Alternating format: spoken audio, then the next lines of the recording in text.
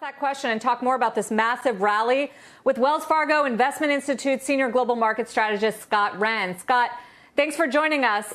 You know, this jobs report today sort of confirmed that the market was right to be optimistic about the reopening, but is the market overshooting now on the good news? Well, right, Sarah. I think the market is right to be optimistic, but it is probably a bit of an overshoot here. Now, these reopenings, depending on what segments of the economy you look at, they've been going okay. Some of them have been going better than others. But certainly any news that deals with consumer spending, which clearly employment does, the market is going to like. We need consumer spending. In order for that, we need confidence. In order for that, we need people out to work. So, you know, if we're all sitting at home, like most of us here are, in September and October, the market's not going to be where it is now. It's going to be lower. But obviously, there's some anticipation built in here. And we're certainly looking for a good third and fourth quarter and a modest 2021. But the market, I think it's easy to argue that it might be a little bit ahead of itself right here. I mean, to that point, I believe I'm right in saying, Scott, Wells Fargo, your year-end estimate for the S&P is 3,000. So we're already a couple hundred points above that. What would you need to see in the fundamentals to revise that full-year estimate significantly higher? Well, Wolf, you know, for us, the data that we've seen lately, you could generalize and say, are these reopenings going a little bit better than what we thought? They are. Is the employment data a little bit better than what we thought? It is.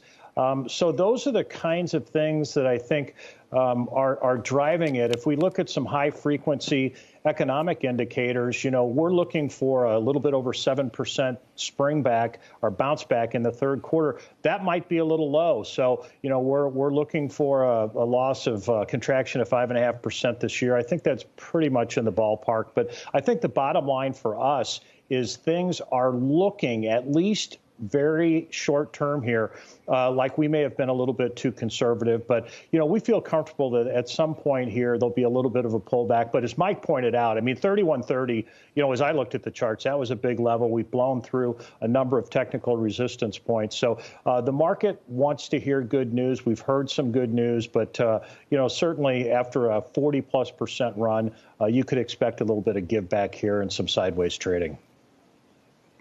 And it is good news, Scott, no question about it. I mean, a lot better than expected. But we've still got 21 million Americans unemployed right now and an unemployment rate that we haven't seen since 1940. So how do you position in this kind of an economic environment where small improvement is being rewarded in the markets, but it sounds like you are not convinced given the long road ahead? Well, you know, Sarah, it was kind of funny because when I was sitting here at, 7:30 Central Time and the number came out and, you know, you're thinking, is this going to be, much worse than expected or better? And, right now, let's face it, there's a lot of guessing going on some of these numbers.